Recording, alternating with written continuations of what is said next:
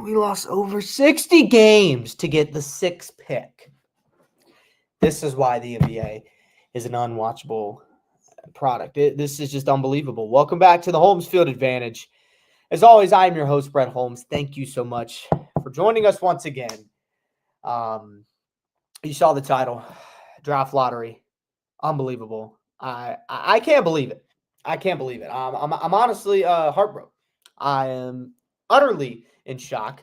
And I don't know what else to do with my life because the Wizards are nothing. We are nothing. So we obviously got some stuff to talk about. I'm going to go through the first 14 and I'm going to mock it. But before we get to that, I'm going to plug always. You see what's scrolling down at the bottom. Check in the description. The X is there. The lead is there. SI is there. Specifically, I talked a little bit about the Wizards over on the lead. I think it was about a couple of weeks ago now, talking about the time that we actually were able to do anything over there, talking about Alex Sarr, who I guess is now our franchise guy. This is really going to be great. Look, I love Alex Sarr. Hopefully he can develop into a monster. I don't think that's going to happen. We'll see what ends up happening at 6. But I did talk about this year's class for the Wizards alongside everybody else from last year's draft. So go check that out if you want. It would be greatly appreciated. Now, yes, Joey DiMatteo. Joey DiMatteo, I see you. Joey DiMatteo, I see you. Bryce, keep on dreaming flag. Hey, it's fine. He's from Maine, so he's not even that entertaining. That's a troll. Yeah. So let's just go straight through these first 14. Let's mock it. You know, this is what I do best. You know, mocks, draft stuff. It's what I do. It's all I'm good for, honestly, because all I like doing is dreaming, and that's probably about the best thing I could do over here as a Wizards fan. So the Mavericks got the first overall pick. They jumped from one cracked out white boy to another, and they get Cooper Flag. And Nico Harrison gets the biggest bailout of all time, probably because he paid Adam Silver however much money so he can develop like an AI basketball or whatever the hell else he wants. It's an interesting fit. It's a fun fit because with Cooper Flag, alongside everything else that they've got going on there, at the end of the day, you've got something to take the heat away from the fact that y'all traded away Luka. It sucks. Is Luka a bigger superstar than Flag? Yes. Is Flag ever going to reach Luka's level? Probably not from a talent perspective, but from a franchise impact, he is the blue chip to get in this class. I think there's two. I think it's him, and I think it's Dylan Harper, which the Spurs get. The Spurs have probably the greatest draft luck in the last 3 years that I have seen. Joey, I will get to that. I'll get to that later. I will make sure I get to that. I'll pin that there just so I don't forget. But it's insane. They go from Wemby to Stephon Castle to Dylan Harper. They've got their backcourt for the future. They've got their superstar building piece in Wemby. The biggest superstar since LeBron is on their team. And they keep getting lucky. And they also have 14. So we'll see what they can get at 14. They'll probably get a more developmental guy, maybe a big. We'll see what falls down there. But very, very interesting. First 2 picks are insane. The Philadelphia 76ers are going to be getting a really important piece back this year in Jared McCain, who is there representing them today for the draft lottery. It'll be very, very interesting to see what they want to do with this pick. They could trade it away. I doubt it. I think they do go with somebody on the interior. As of right now, I don't know if that's going to be Ace Bailey. We'll see who they end up loving throughout this draft process. But with how much Joel Embiid has been getting hurt, with how much this team got hurt this year, there's a reason that they are drafting 3. They're one of the only teams with the Spurs and the Mavericks that was probably the most likely to jump up here into the top 4. So we'll see what they go with here.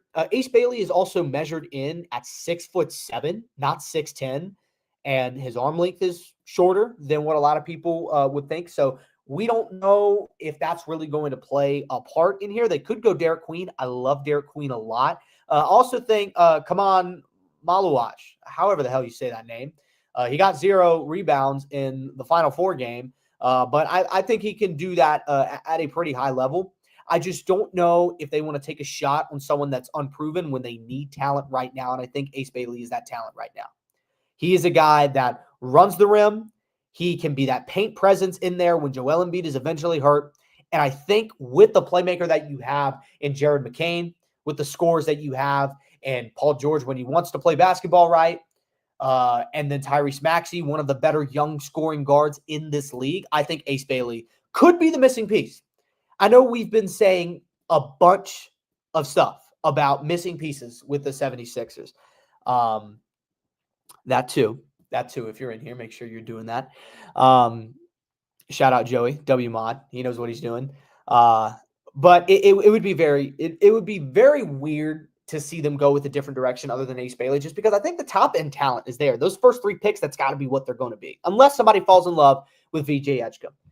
Now, I think the only way VJ Edgecombe could go up into the top 3 is if a team were to trade up. I don't think that's out of the picture with the teams that are up there. They could benefit from having capital now in already proven players, or they could just bulk up for more capital in the future if they plan on destroying everything that they've got, which with the Mavericks, that's not happening. The Sixers, maybe. I highly doubt it with all the talent and money that they've invested to that team already. And then the Spurs, they've already got the young talent. So they're not really doing much.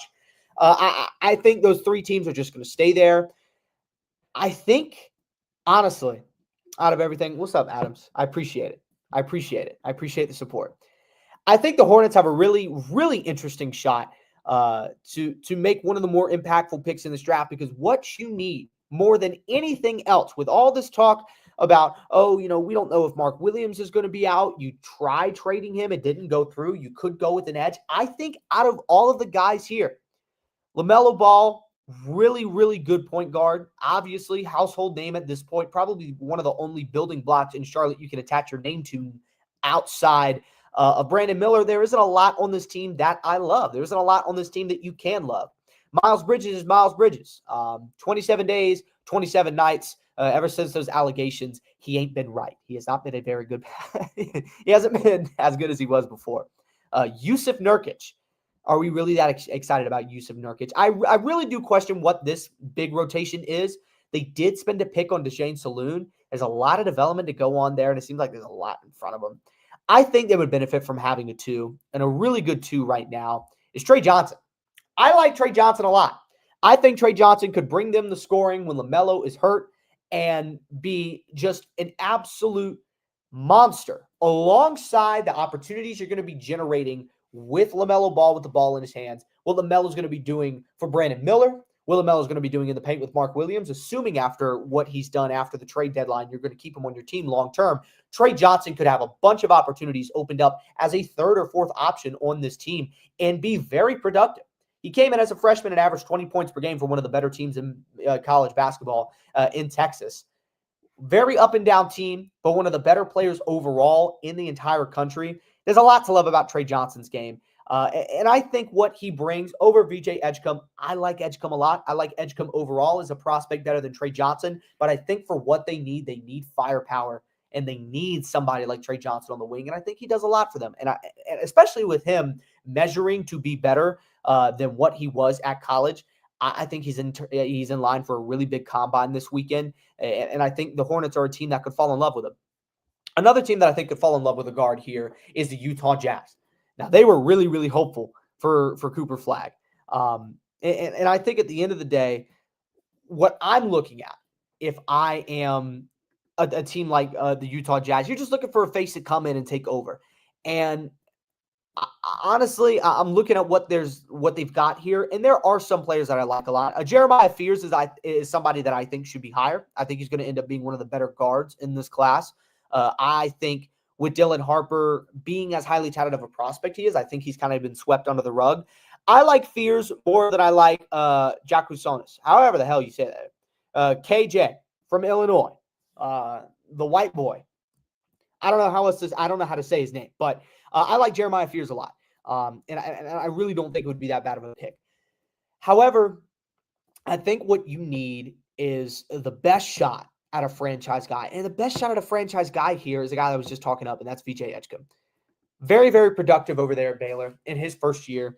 And I think he can be one of the better two-way players in this age group. I think out of the last couple of years from these classes, I think Edgecombe could definitely stand out as a really good, not really a role player, but a guy that fits into all of the roles that you would need for a rebuilding team. That's a guy that can get the job done off ball. He can hold his own as an on-ball defender. I think he's athletic enough to be able to rim run along some pretty interesting pieces on the wing in Colin Sexton, as well as Laurie Markkinen, not Malkinen. Some very interesting pieces over there in Utah. I think they can get it together. And some very interesting pieces over here with my Wizards. Jordan Poole is coming off a great year. I think we have one of the better young cores in the league. Alex Sarr, Bilal Coulibaly. Corey Kispert hasn't been exactly what I wanted him to be. Bub Carrington had a great rookie year. Keyshawn George when he was on the board. AJ Johnson. These are all young players that have come in and been very productive. And this team deserved a top 3. With how bad they were this year, they deserved a top 3 pick, and they're just not going to get it because you ain't got the money. Adam Silver doesn't want you to have that top 3 pick. And this may just end up being where we stick. The only year we got lucky was John Wall. That was the only year we got lucky. And ever since these new rules came in, the least hyped up class, give Atlanta the number 1 pick. Give the Wizards the number 2 pick. It's so laughable. It's so laughable. But with the guys that are here, there are still very good players. I think Kaman out of Duke could be very interesting. I like Derek Queen a little bit more just because he's a little bit more out there offensively. But you could look for defense. You could look for developmental guys all the way through. I think with the wings that you've got, you're pretty solid. And it's really, really hard to justify this pick and try to find something that jumps out to you because you missed out on Flagg. You missed out on Harper. You missed out on the difference makers. But I think at the end of the day, with what you could get, not what I know you're going to get, but what you could get out of a prospect like Derek Queen, I think that puts together a very, very formidable front court. I think him and Sarr would be very productive. Sarr, I think, can play the 5, but Derek Queen, a little bit stockier than Sarr. So I think he's a guy that could rim run very well. I also think his offensive bag is something that it should be noted. It is not something to overlook. You could say what you want about the upside that you get with a prospect like Kaman, and he's got the size. I don't know what it is, but from the tape that I've seen, I like having something that's concrete.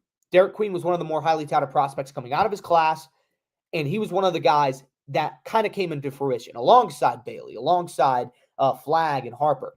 Queen lived up to the hype with Maryland, and he played really good basketball last year. The Pelicans, I think they wouldn't think twice about this pick. I think they go with Kasparas. Yeah, I think they're going to go with KJ. I think I'm going to stick with KJ. I'm not going to try to say that last name, but yeah. I wish, Joey. I wish. Let me throw the important stuff back up on there. But yeah, I think they need a guard. They need somebody to come in and play. Man, get that crap off my team. Get that off my screen. I think New Orleans just needs somebody to kind of come in and take the ball away from their main talent. And instead of taking it to instead of making it to where Zion is the one going down the court with the ball as the 4, or having the guys that you do have bringing the ball down the court, you have DeJounte Murray. I think he's a great playmaker. I think having another guy on the wing would definitely help. And honestly, the more and more that I see him play, I think DeJounte Murray is more of a 2. I think he plays his best ball when he's a 2. So I think that's the direction New Orleans could go, but they also could double up on bigs. They went with Yves Missy last year. I think they could go with Kaman this year. The Brooklyn Nets were a team that I thought was going to – if there was any team that I would have kind of stamped in as making that jump up to the top 4, I thought it could have been them. There's a couple of guys up here that I think they could take a shot on down the board, and they could just go ahead and take here at 8. Igor Demin is a guy that his height and his offensive capabilities with his height and the fact that he projects to be a 2 or a 3 at the league level, his measurements came in very well. He played very good at BYU last year. And BYU is a program that's just going to be producing soon because they've got him, and then they've got this guy, I don't know if you heard about him, AJ Dabansa, however the hell you say his last name. He's a dog. And I think BYU is one of the more upcoming programs in the nation. I think that's kind of consensus. I don't think that's anything anyone is doubting.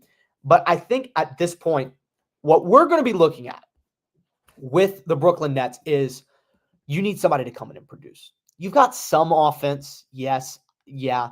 I mean, they're a team that I think could make a move to use this pick to go get a guy like Jonathan Kuminga, because Jonathan Kuminga is a guy that's looking for a role that will give him the ball more and he can take over. And I think Brooklyn is a team that could do that. You do still have good pieces. With what you got out of Cam Thomas so far, I think he's a good second or third option. He's not. Wow, LaMarcus Aldridge is still on the roster on this website. That is wild. But yeah, I mean, there's a lot of good players spread around this team. I think at the end of the day, post Michael Bridges or Mikal Bridges, whatever the world it is, post Bridges, you're just looking for something. You're just looking for some sort of life. And the only guy right now that screams life to me is Jeremiah Fears. I love Fears. I'm a lot bigger on Fears than some other people. But I think his offensive game, what you saw at Oklahoma, is very intriguing. And I think it's something that he could easily come in and have one of the more impressive duos with Cam Thomas in that backfield, to the point where you're looking at this team and you're like, damn, man, both of those guys are going to be dropping like 20 on us a night. And then they have those offensive capabilities. I don't think Jeremiah Fears is going to be doing that day one, but I think he can develop into a kind of, I don't want to say dominating, because I don't think he can be regarded as that level prospect yet, but I easily think Fears could develop his way into one of the best players in this class when we're looking back on it in a couple of years. He's a guy that he's a scary scorer. Jeremiah Fears is. Yeah, that was terrible. But almost as terrible as the Wizards dropping to 6. The Raptors at 9. They could really go with anything. I mean, they traded for Brandon Ingram, and it was you forgot he was on the Raptors, didn't you? I forgot he was on the Raptors. I mean, there's not a lot going on there. But they do need a big down below, and this is probably one of the better fits for Kaman, and I'm going to have him going here. Offensive capabilities is not there, but he's a really intriguing shot blocker. You want him to get a little bit more consistent when it comes to the rebounding, because it was very inconsistent when it came to those big play moments, but he could develop into a monster. And I think Toronto is one of those teams that is looking to develop a little bit more. Houston, they didn't really have everything go their way when it comes to how the season unfolded at the end of the day, but you can still make strides. And this is still one of the better young cores in the league. Jalen Green, you disappeared in the playoffs. Hope you don't do that again. Cocaine Curry, Reed Shepherd, where were you this year? You know, we're looking to see what you got going. Jabari Smith, he seems to be one of those stat nerds guys, but he's not a guy that is talked about a lot. Amen Thompson, dog. Out of all of the young guys that they have here, outside of Alperen Sengun, all-star, I'll give him his respect. Cam Whitmore is a guy I wanted the Wizards to get so badly. I got Tommy Shepard to thank for that, but I think Amen Thompson could be, out of all of these guys, and Jalen Green, yeah, he might be the bigger name. Amen Thompson could end up being the guy that leads them to victory, that leads them to the promised land, because of how polarizing of a two-way guy he can be. He's a dog. He's a dog through and through. I love his game. And I think at the end of the day, you're just looking for the most upside. I don't know if they go wing, though. I think they could look down and maybe go out of the top 10 and look for someone else that can give them a little bit more upside. Liam McNeely, I think, is a guy that kind of fits in with what they're looking at, or players like that. When you look out at this range, I think they could also go big, rotational. I don't think they jump that high, though. If they're sticking here at 10, I think they're going to end up just going with the guy that can give them the most production right now. And based off that, I'm going to go with Khan. Khan, man.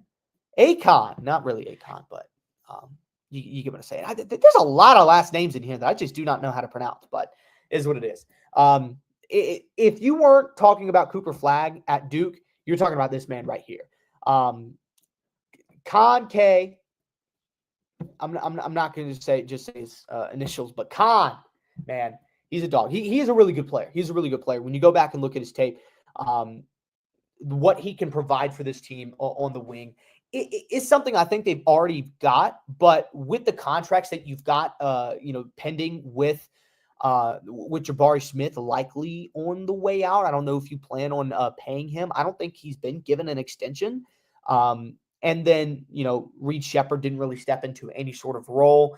You've got Alperen Sengun. I think Khan can come in and be very productive day one. But then again, I don't think they need a day one production type of pick here. But I think they do get that type of player here at 10. For the Portland Trailblazers, another team that needs a lot. I think this is a really good spot for Igor to go.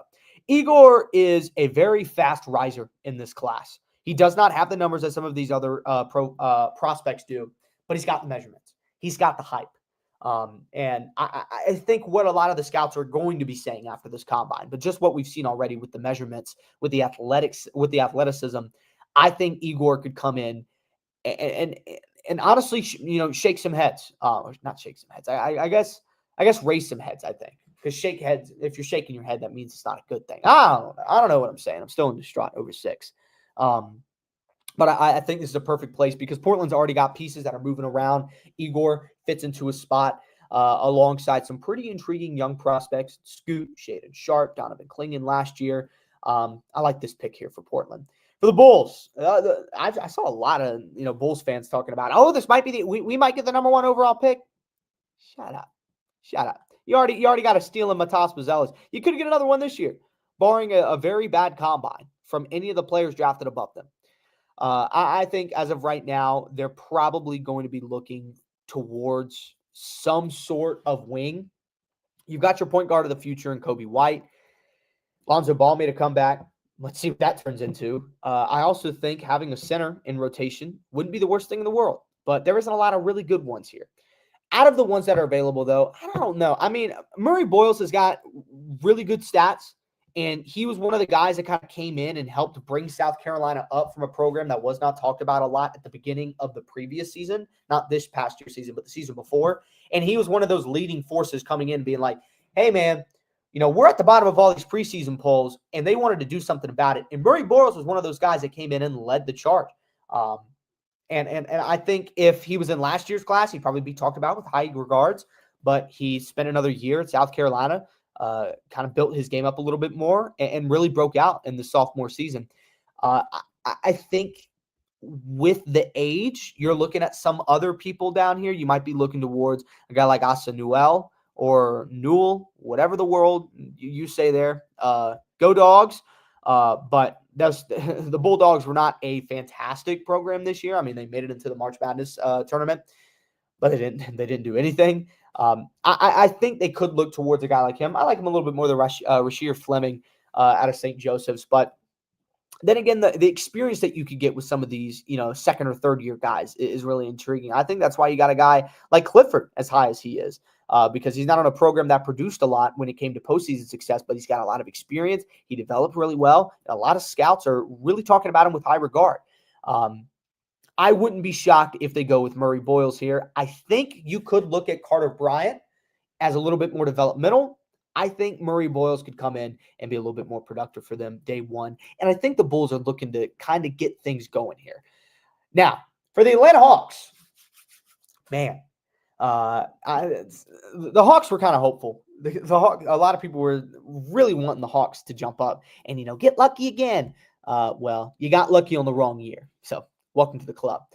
But you had the chance to go for the best center in the class last year. You didn't. Thanks for not picking Sarr. But, I mean, you can't really say Zachary Sachet was a bust because he still played good basketball last year. I think he can still develop into a really good player. If you go center here, it's probably a little bit too high. And you've also got really good pieces up and down the roster. Onyeka Okongwu is probably your starter for going forward, even though you would like a little bit more depth behind him with Clint Capella likely out. I think the guys on the wing you've got are really interesting. Dyson Daniels having a breakout year. Jalen Johnson playing really good ball this year. I think Kobe Buffkin could still develop into a good rotational guard. He hasn't showed out at a very high level, but I do still think Buffkin has what it takes to be that backup option. And we'll see what he's got, but he had some breakout performances this past year. So I don't think guard is what you're looking at. I think if anything, you're looking at a guy that can kind of move around deep. Maybe in the paint, you could look at a guy like Newell, like I was just talking about. I just don't think he's that wowing of a prospect compared to, someone like Hugo Gonzalez is a guy that's been talked about a lot, that has been rising up boards. A lot of these international prospects aren't getting the same hype as they were in the past couple of years' classes as they are in this year's class. But Gonzalez is one of the only guys that has kind of popped up into my feed and that I've actually got a good look at. And he's a guy I would not be shocked if he gets picked into this lottery. However, if there's anything that I would go with here, it would probably be Carter Bryant. Doesn't have a lot of really impressive stats behind him, but the tools are there.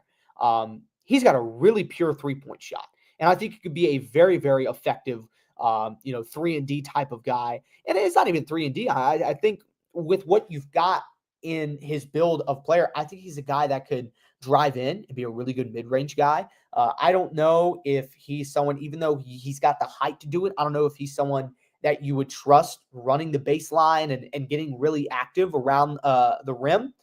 But I think he's a guy that you can coach up very well. And alongside a really good, I guess, kind of comparison for him would be Jalen Johnson. And that's a guy that he would be coming in and learning behind.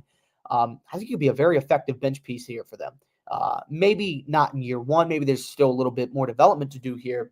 But there's a lot that they can do. And then you got the Spurs. Wow, you got Dylan Harper, and you get another lottery pick. Yeah, it's so fun to be the San Antonio Spurs. You get everything. You get Wemby, you get Castle, you get all my guys. In case you didn't know, Castle was, I think, like my number 1 or number 2 overall rated prospect last year. And what do you know? He ended up being the Rookie of the Year. Shocker, big shocker. They could go with whatever they want here and really piss me off, I guess. They could oversell on the wing. I don't think that they do, just because with the guys you've still got De'Aaron Fox. Keldon Johnson had one really good year and hasn't really been the same since. Wembanyama is Wembanyama. Chris Paul, probably, if he does get brought back next year, I don't know what's going to be going on with him. This was a very forgettable season for San Antonio because of injuries, but they do still have really good pieces. I think they need somebody at least to be a presence down below. And I think Fleming and Newell are the two guys that I think could sneak up here. Fleming is a guy, especially for St. Joseph's. They're a team that I got to watch with the Hokies. They played the Hokies this year. And he was a guy that kind of jumped out really quick. He was a very, very efficient forward. I saw some sort of like something with a forward and threes. He was like very efficient from the line, from mid-range, from underneath the rim, from three. He was all around. Yes, he's got a little bit more age to him, but I don't know if you need that offensive efficiency with everything you've got as much as you need somebody down below. And I think Newell is the guy that you can get and stick down in the paint, work alongside Wembanyama, either on the court or work behind Wembanyama. I think that is a lot more intriguing pick than a guy that, in my eyes, is probably more of a 3 or a stretch 4 in Rasheer Fleming. Newell is a guy that I think could run the 4 and the 5. I would probably put him at the 5 if I was San Antonio and have Victor Wembanyama switching between the 4 and 5 when Newell isn't on the court. But that's just me. I do think this is a really good fit for him because you're not expected to come in and do a lot. And you're just expected to be that body down below. And, really productive first year with Georgia, first and only year with Georgia. And San Antonio comes out with Harper and Newell. Really good class for them. And that is the top 14. I hated this lottery. I really did. I couldn't believe it. It was predictable because I'll pull up what I had as my lottery predictions, because I did make predictions for the lottery before we started everything. When I looked, of course, Washington posted like, oh, the draft lottery's tomorrow. Oh my God. And you ended up getting 6. In my opinion, like I said, this was no shock to anyone. I thought the Wizards could have at least gotten 2, could have at least gotten 3. My lottery predictions were Nets, Wizards, Raptors, Hornets, Jazz, Sixers, Pelicans, Spurs, Rockets, Blazers, Mavs, Bulls, Hawks, and Spurs. And you see, out of all of those teams, who are the 3 most marketable franchises? Who are the 3 biggest names? Oh, it's the team that just made the dumbest trade ever and now they're looking good. Oh, it's the team that has a former MVP, just signed Paul George. They've got Tyrese Maxey. They probably would have had the rookie of the year in Jared McCain, and they get a top 3 pick. And then you've got the Spurs, who had Wembanyama, who had Castle, who's got all of these moving pieces that fit right into their plan. And Harper is probably the missing piece. There's a lot of teams out of this draft that will probably contend. The Mavericks are going to be contenders. With the squad that they have right now, depending on what their offense is, if AD stays healthy, and I mean, that's not even me saying if he's available for 70 games. If AD is available for 60, if he's available for 50, this is a contending team. Because Flag is that difference maker. He really is that difference maker. Dylan Harper, he's a guy that comes in and fits in with all the other guys that you've got. This is a guy that's probably not even going to be needed to average 20, but he could easily his rookie year. I just think that there's so much better fits for all three of these players. But I guess from a marketable aspect, that's just not possible this year. It's very unfortunate. But is what it is. Can't really say much about it. But I guess that's my first mock draft. I guess that's the first mock draft. Going back to a question, we'll read through the chat, catch up on some things that I didn't see earlier. Honestly, all right, let's start with Falk before we get to Joey's question. Never forget, the Mavs and the Bulls had a coin flip after the season to see who got the 11th spot in the draft and who got the 12th. Mavs won. If they lost that coin flip, they would be picking 12. A coin flip got them Cooper Flag. A coin flip got the Mavericks Cooper Flag. That is wild. Now back to a question before I get off and watch this game myself. Finals predictions. I want to go ahead and set it out there so I don't have to talk about it in the next couple of weeks because I don't even know if I'm going to be getting on here in the next couple of weeks. Yeah, the NBA sucks.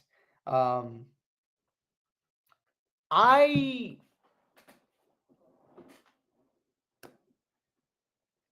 don't think the Celtics are going to the finals. Ooh. I'm sorry, man. I'm watching this game right now, and the Celtics, they're probably going to be very competitive in this series. But the more and more that I look at the finals right now, look, the team that I love to make it out of the West the most right now is the Timberwolves. I want Anthony Edwards in the finals so bad. If Anthony Edwards wins the Timberwolves their first championship this year, face of the league. I don't care about Tatum. Cool. You know, your son's cool. You got a couple funny commercials. That's fine. You couldn't even come up with your own catchphrase after winning a finals last year. So hopefully Ant can do something out of the West. I'm going with the Wolves. I'm riding with the Wolves all the way through. I really hope they do make it out of the West. And as for the East, look, I really wish the Cavs were healthy because I think a Cavs-Celtics Eastern Conference Finals would hit. But as of right now, it looks like the Pacers are going to be walking their way into the conference finals again. And it sickens me. It sickens me. Obviously, the Pacers aren't. Obviously, we know the Pacers aren't going to go to the finals. At least I don't think that's the way it is. With New York, this is a very important game tonight. If they can pull through and go up 3-1, I think I've got the Knicks going all the way to the championship. However, in my honest opinion, even though I said, did I say I don't think the Celtics are going or I don't want the Celtics to go? I think I meant to say I don't want the Celtics to go. But unfortunately, this may end up being a curse, Joey. I think the Celtics are going to go to the playoffs. I mean, not the playoffs, Jesus Christ. I think the Celtics are going to go through the playoffs and get to the finals. Yeah, Brunson's balling, but y'all are down like almost 10. So, who knows? We'll see. We'll see what's going on. A very interesting question would be, what would be the worst finals possible? The worst finals possible. So I'll go ahead and put my predictions in. I think 30-28. You're behind. It's 36-28, dude. I think as of right now, I love T-Wolves versus Celtics. It's a very entertaining series. I think if anything, the worst possible would probably be Thunder Celtics. That'd be very boring.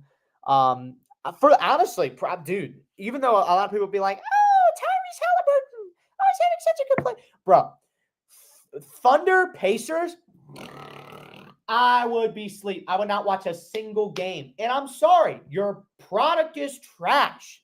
And if you want a marketable team to go in, Celtics were kind of marketable. I mean, I would love, if you want the best possible case scenario, I think it's Knicks T-Wolves. I would love to see the Nuggets go out there because I think this year's Nuggets team is very interesting.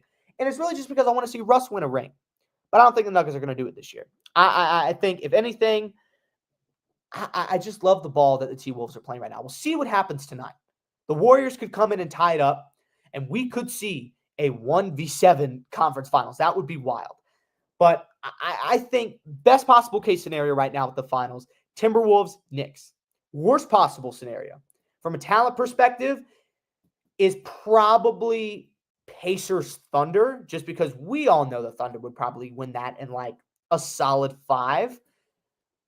But from a marketability aspect, I mean, the Nuggets really do not have that wide of an outreach. I don't know. I don't think anything's much worse than the Pacers and the Thunder. But, I mean, Shea is the MVP, I guess. Not really the people's MVP. I mean, honestly, if you're asking me, the people's MVP is Anthony Edwards right now because he is eating up.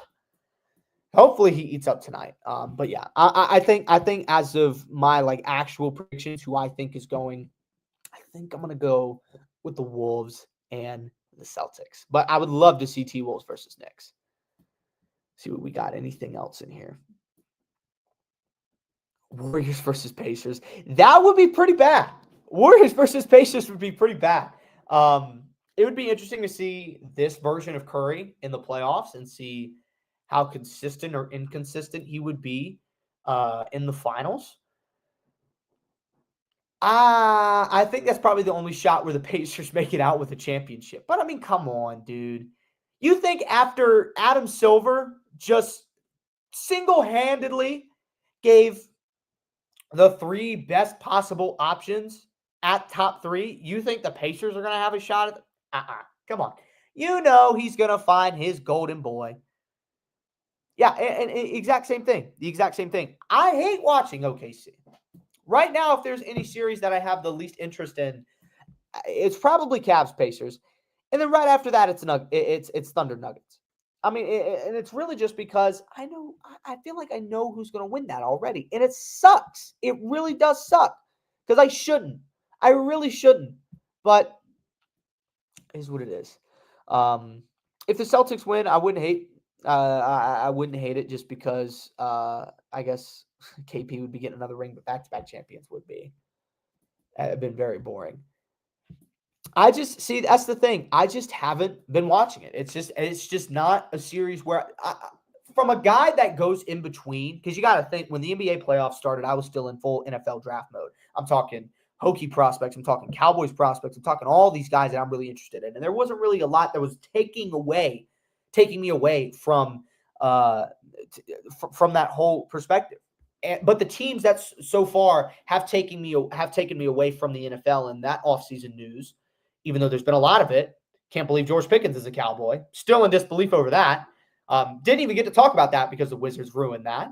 I guess it's not really the Wizards' fault. I'm still hating on Adam Silver. But the T-Wolves are, in my opinion, the T-Wolves are the most talked about team right now when it comes to what could happen. And obviously, Celtics, back-to-back. Pacers, I can't believe what they're doing. Oh, Shai Gilgeous-Alexander, going up against the guy that everyone thinks should be the MVP in Jokic. There are storylines all over the place. I get it. But in my opinion, when it comes to what the T-Wolves could do for the league, everybody is waiting for Anthony Edwards to have that run. Because with the personality, with the games he can have, he's the guy that, in my opinion, if I were to pick out of all these other guys, not Shai, Jokic has won how many MVPs now? I still don't feel like he's the face of the league. He might be a stat head's face of the league, but he's not. He's not. You could make an argument for Tatum. Brunson, no. Nobody on the Cavs, nobody on the Pacers, nobody on the Warriors because they're a team that's phasing out. This is probably their last chance to go out there and make a run. But maybe the face of the league, the future face of the league, isn't here because there is Luka Doncic. But at the end of the day, if Luka Doncic can't win a ring and Anthony Edwards can't, give him the patch. Give him the patch. Give him the shoe deals. Give him the everything. Anthony Edwards is a social icon right now. But he's an NBA star, but he could be an NBA icon. He's a guy that you're going to see ESPN talk about a lot if he makes this run. And you could say that for a lot of these different teams. I mean, come on, dude. You think ESPN's going to be sitting here talking about Shea on and on and on as the months go on? If the Lakers would have gone through, oh my God. Shannon Sharpe doing his little thing and Stephen A. Smith just freaking out. The only reason is Stephen A. Smith would probably be the only big media personality talking about the Knicks, honestly, because of how much he loves the team. But for me right now, I think the T-Wolves have really got that chance. Not the team, but the player. They've really got that chance to make a permanent impact on the league. And Anthony Edwards is just in his prime right now. Who has the best TikTok edits? It's Anthony Edwards. It's Anthony Edwards. You can't argue against it. That's just what it is. If you got the best TikTok edits, you're an icon. You just are. It's just like, with the MVP race last year. Like, Josh Allen and then Lamar Jackson coming for the MVP. That's an icon. The TikTok edits. It's all in the TikTok edits, dude. LeBron has had a renaissance. The LeBron-assance. Everyone's been hating on LeBron for the past couple of years. And all of a sudden we realize he's leaving and everyone's singing, LeBron, LeBron, LeBron James. It's all about what you can be as an icon. And as of right now, I think that's Ant. I really, that's why I'm going to ride with the T-Wolves, ride or die. I'm an honorary T-Wolves fan because my Wizards haven't been doing anything. And before we get out of here, I do want to say that I am used to pain.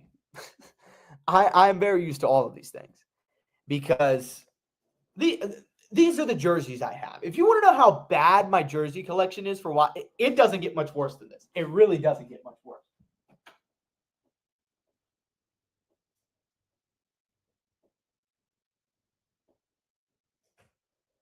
I have bought 3 jerseys all time. 3. Traded away 2 years after I got that. Was with the team for 1 year. I got a lot of love for Kuz, but he didn't do shit for us.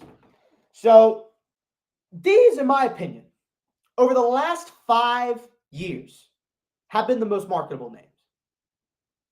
They've been the most marketable names. You could say Bradley Beal, the same thing, but Bradley Beal's honestly being made a clown over in Phoenix. Those are the most marketable names. And the Wizards had a chance to change that. The Jazz, their most marketable names have just been players to go off. Donovan Mitchell goes off for the Cavs. He's putting up 60. He's putting up all these crazy numbers. Rudy Gobert goes off, another defensive player of the year, one of the most important pieces over there with the T-Wolves.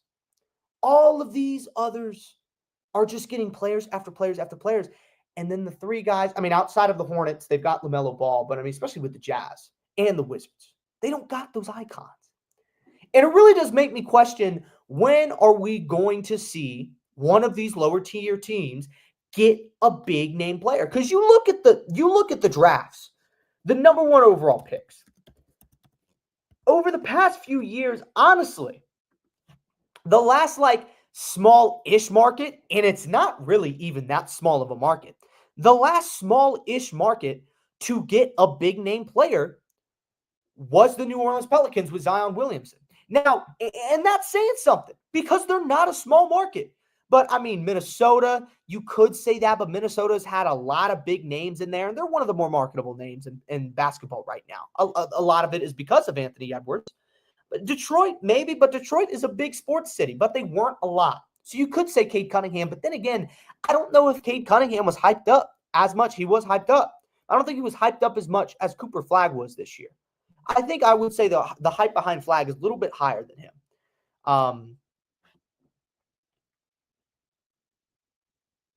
Sorry. But, I mean, and then obviously Zachary Risache last year is not the man. But, you go on and on through. I mean, Washington got John Wall in 2010, and since then, Cleveland, they had Braun. New Orleans, they had Davis. Cleveland, Anthony Bennett. I mean, that's on you. I mean, honestly, that's kind of your fault. Cleveland again. And then Andrew Wiggins went to Minnesota. Minnesota the year after got Cat. Philadelphia, Ben Simmons, Markelle Fultz. They kind of messed that up. Phoenix. Messed it up a little bit with DeAndre Ayton, but he was kind of good when he was with y'all. But just over and over again, we've seen all these different teams that are big names get the big players. The big markets get the big players. San Antonio, a historically fantastic franchise. They lost their all-time head coach. You can argue it. The greatest head coach in the history of the sport. They lose him. Oh, wow. They get Cooper Flagg the next week. One part of their franchise phases out. They get Cooper Flagg. It's a storyline too good to write. I mean, not Cooper Flagg. They get Dylan Harper, which could be the final piece to their puzzle. And then Dallas. I've said it a million times on the stream. They got bailed out with the Cooper Flagg thing. So, I mean, it really does make me question, when are we going to see a team that is at the bottom, like Washington, like Utah, with one of these other teams? When are we going to see a team that is a small market team raise their stock? Because you can say Washington may just not be the real big market. But I mean, like, how many times are we going to see successful Washington teams go off and not say the same about the Wizards? Like, I'm not saying that the conversation should be had about the Wizards, but you've got one of the most polarizing players in football right now in Jaden Daniels. You got the all-time leading goal scorer in hockey with the Nats. Not the Nats. Yeah. No, not the Nats. Jesus Christ. Oh my God. With the Capitals. And then you've got the Nationals, who are kind of in the same boat with the Wizards. But guess what? I can remember when the Nationals won a World Series. And they've got Dylan Cruz. They've got C.J. Abrams. They've got one of the most exciting young hitters in the league in James Wood. So it's really disappointing. Because, and it's not even the fact that I am a fan of all those teams. Because if you know me, I'm a Cowboys fan too. But there was a reason I latched onto the Wizards. Because of John Wall. It's the reason a lot of people latched onto the Wizards. It's because you had that marketable name. You had that franchise superstar. A guy that was contending for MVPs when he was at his height. And the Wizards haven't seen anything since. It's almost like the Wizards got their chance and they didn't capitalize on it. Okay, sorry, maybe you'll slip under the crack another time in the next couple of years. But let's give a team that just went to the finals the previous year. Now they get the first overall pick. It's just wild to me. It's just wild to me how this all ended up. So we'll see how the draft process unfolds. Maybe the Wizards make a move. Maybe we make a move. We probably won't, though. We've traded up in the past. Cool. I think we're just going to have to stick with our developing young core and thug it out, because the Thunder did not get a very, very high-end pick until they got Chet. And then soon after that, they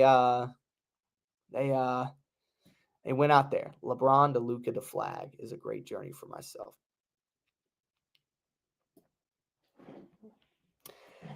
Sounds a little bandwagony to me, buddy. Falling to Charlotte after all the hype, school / Australia ball, lived in Cali, was high school market 24/7, and then goes to Charlotte. Yeah. I mean, I guess, but then at the same time, like that year, I'm especially looking at the number 1 overall picks. Yeah, I'm good. I do love AJ Johnson. AJ Johnson's a great part. He's a great part of our core because he fits into a need that we have, and that's talent. We just need talent.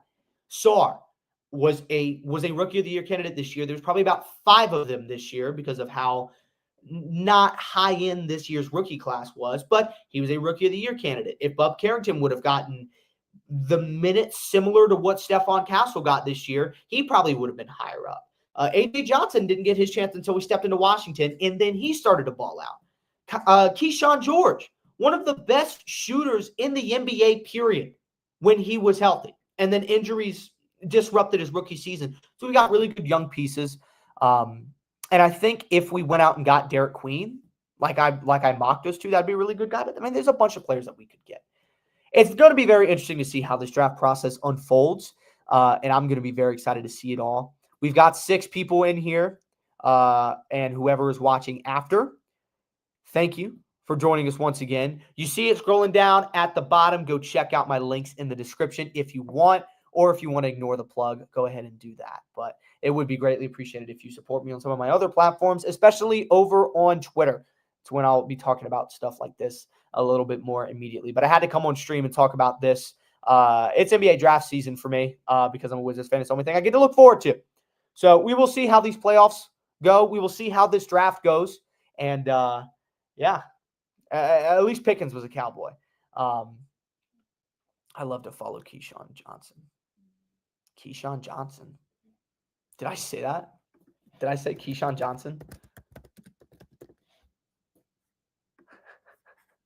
I thought I said Keyshawn George.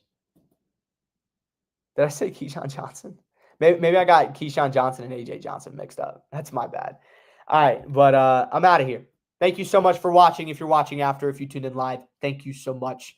Support the channel in any way you can, and I'll see you the next time I'm up here. Peace.